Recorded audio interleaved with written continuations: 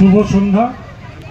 মঞ্চে উপবিষ্ট আছেন আমাদের জেলার সভাপতি এবং বিধায়ক শ্রী নরেন্দ্রনাথ চক্রবর্তী, আছেন তাপস ব্যানার্জি আমার অগ্রজ এই অঞ্চলের বিধায়ক এবং এডিডি এর চেয়ারম্যান, আছেন আমাদের এই ব্লকের সভাপতি কালবরণ মণ্ডল, যুবর জেলার সভাপতি পার্থ দিয়াসি, আছেন আমাদের অসীমা চক্রবর্তী এই জেলার মহিলা সভাপতি, আমাদের কৌশিক আছেন রাজ্য যুবর সম্পাদক, এবং সর্বোপরি খান্দ্রা গ্রামে বসবাসকারী আমার মা ভাই বোনেরা।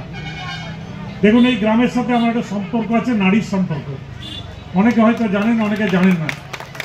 এই গ্রামে আমার মা জন্মেছিলেন, অর্থাৎ এই গ্রামে আমার মামার বাড়ি, এবং এর থেকে মাত্র 4 কিলোমিটার দূরে উখড়া গ্রামে আমার জন্ম।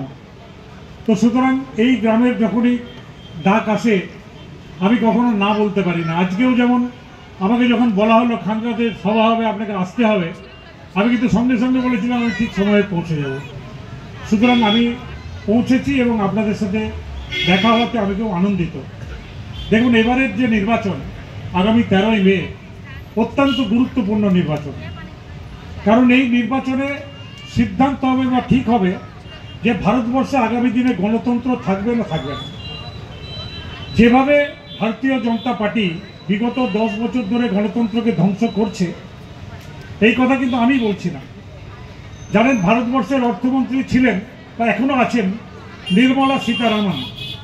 নির্মলা সীতারামনের যিনি হাজব্যান্ড অর্থাৎ তার স্বামী প্রভাকরণজি, তিনি বিশ্বের বিখ্যাত অর্থনীতিবিদ।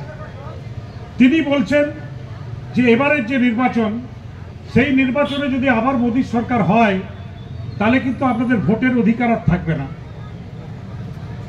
আমাদের যে গণতন্ত্র, আমাদের যে সংবিধান, সেই সংবিধানে একটা মানুষের সবথেকে বড় অধিকার হচ্ছে ভোটের অধিকার। কারণ আপনার ভোট দিয়ে আপনি যেমন কাউকে চেয়ারে বসাতে পারেন, আপনার ভোট দিয়ে কিন্তু তাকে গদিচ্যুতও করতে পারেন।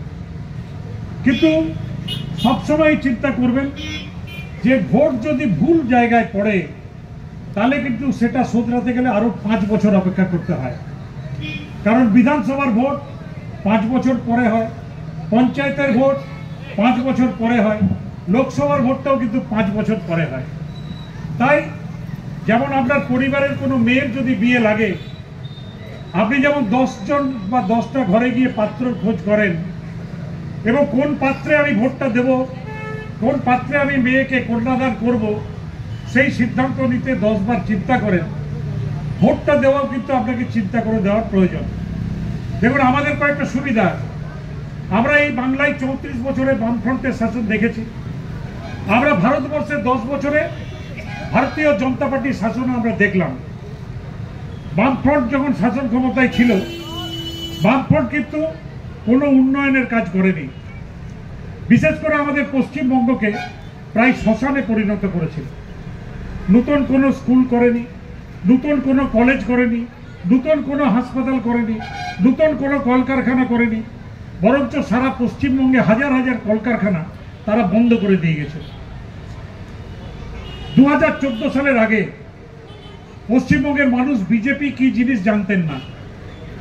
সেই সময় নরেন্দ্র মোদী এসে অনেক প্রতিশ্রুতি দিয়েছিলেন যে আমি যদি ক্ষমতায় আসি আমি বছরে 2 কোটি বেকারকে চাকরি দেব। তিনি বলেছিলেন আমি যদি ক্ষমতায় আসি দেশের কালাধন বিদেশ থেকে আমি নিয়ে আসবো আর প্রত্যেকের ব্যাংক অ্যাকাউন্টে 15 লক্ষ টাকা করে পাঠাবো। কিন্তু আমরা কি দেখলাম যে 10 বছরে একটাও চাকরি হয়নি।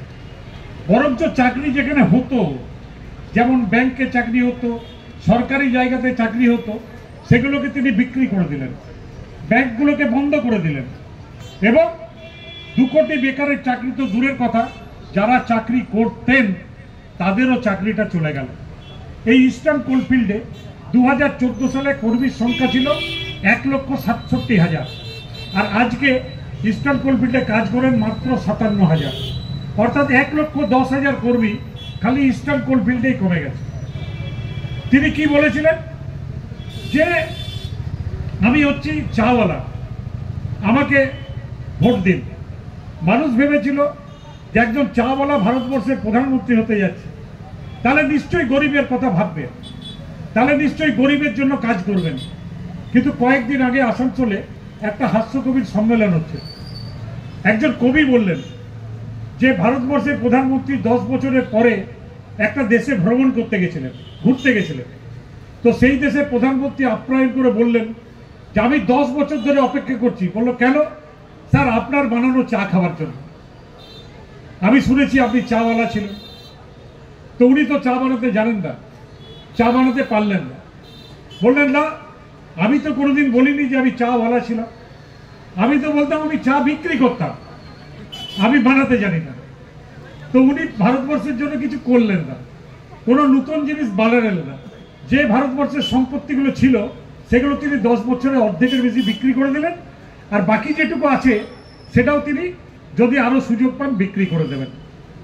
এই গ্রামের প্রচুর মানুষ যারা ইস্টার্ন কোলফিল্ডের উপর নির্ভরশীল। এই যে যত দোকান, এগুলো কিন্তু ইস্টার্ন কোলফিল্ডে যারা চাকরি করেন, যারা মাসের শেষে মাইনে পান, তারা যে মাইনে পান এখানে এসে কেনেন, এই দোকানগুলো চলে। কিন্তু আজকে আপনারা জানেন কিনা জানি না, আমাদের ইস্টার্ন কোলফিল্ডসের 11টা কোলিয়েরি, রানিং কোলিয়েরি, সেই কোলিয়েরিগুলো টেন্ডার করে প্রাইভেট মালিকের হাতে দিয়ে দেওয়া হয়েছে। আগামী 5 বছর যদি আবার বিজেপি শাসন ক্ষমতায় থাকে, ইস্টার্ন কোলফিল্ডসের একটাও কোলিয়েরি আর সরকারি থাকবে না। সমস্ত কোলিয়েরি প্রাইভেট ওই ঠিকাদারদের হাতে চলে যাবে, এবং খালি যারা চাকরি করছেন তাদের চাকরিগুলো যাবে না। এই খানদারার যেমন বাজার, সেই বাজারটাও কিন্তু ধ্বংস হয়ে যাবে। কারণ পয়সার যদি ইনকামিং না থাকে তাহলে পয়সা খরচাও হবে। প্রাইভেট যদি কোনো কারখানা হয়, দেখবেন যে ইস্টার্ন কোলফিল্ডের কর্মী 40,000 টাকা মাইনে পাচ্ছেন, বলবেন আমি 8,000 দেবো, 10,000 দেবো, কাজ করলে করো, হয়তো চলে যাবে। যারা কয়লা খাদানে কাজ করেন তারা নিশ্চয়ই খবর রাখেন, চিরাকুড়ি কোলিয়েরি, এত নাম করা কোলিয়েরি প্রাইভেট লোককে দিয়ে দেওয়া হয়েছে। কয়েকদিন আগে অ্যাক্সিডেন্টে 2 জন মারা গেছে, তাদের খোঁজ নেওয়ার জন্য কেউ নেই। তাই আজকে প্রতিবাদ এবং প্রতিরোধ করার সময় এসছে। আজকে আমাদেরকে গণতন্ত্র বাঁচানোর সঙ্গে সঙ্গে ভারতবর্ষের জাতীয় সম্পত্তিগুলো বাঁচানোর সময় এসছে। ভারতবর্ষে তো অনেক প্রধানমন্ত্রী এর আগে ছিলেন, জওহরলাল নেহরু থেকে শুরু করে মনমোহন সিং পর্যন্ত। আপনি দেখবেন এই প্রধানমন্ত্রীরা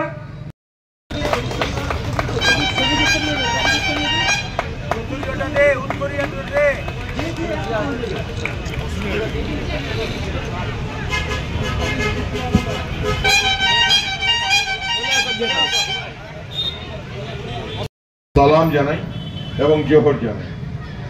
বন্ধু, আজকের এই সভা মূলত তৃণমূল কংগ্রেসের প্রার্থী মমতা বন্দ্যোপাধ্যায়ের মনোনীত প্রার্থী,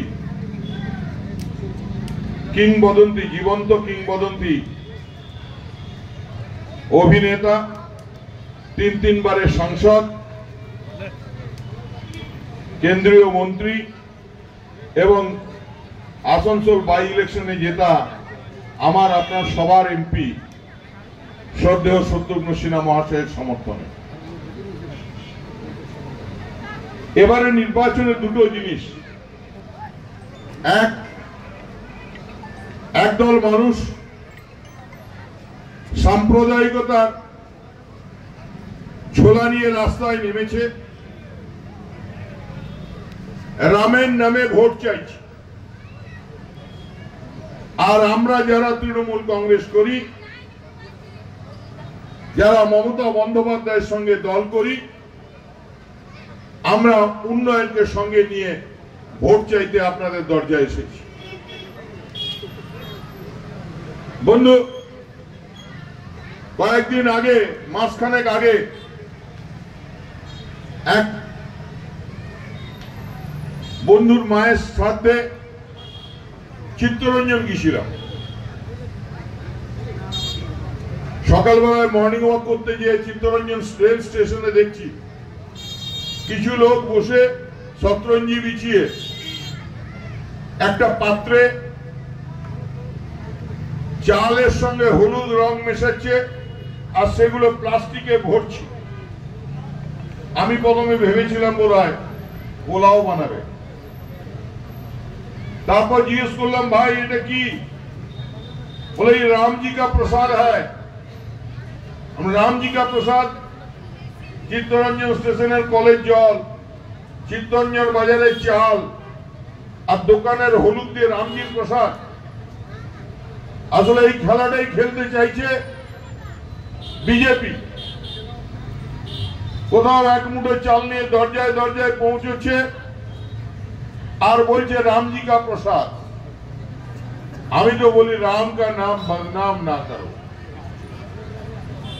অনেক হয়েছে। বাংলা ভারতবর্ষের মানুষকে রাম রাজত্বের স্বপ্ন দেখিয়ে বারে বারে প্রতারিত হয়েছে ভারতবর্ষের মানুষ। আজকে দেওয়ালে পিঠ থেকে গেছে। একটু আগে অসীমাদি বলছিল যে গ্যাসের দাম, উজালার স্বপ্ন দেখিয়েছিল সাধারণ মানুষকে, আজ উজালা ভাতের হাঁড়ি রাখার জায়গা হয়েছে। উজালা নিষ্ফলা হয়ে গেছে। গরিব মানুষের নাগালের বাইরে চলে গেছে গ্যাসের দাম। চাল ডাল থেকে নিত্য প্রয়োজনীয় জিনিসের দাম আজ মানুষের আগুন ছোঁয়া। তাই এই আবার এই 2024-এর লড়াইয়ে রামজিকে নিয়ে এসে প্রত্যাপনের স্বপ্ন দেখছে বিজেপি। দেওয়ালে দেওয়ালে লিখছে আপকি বাত 400 পার। একটু আগে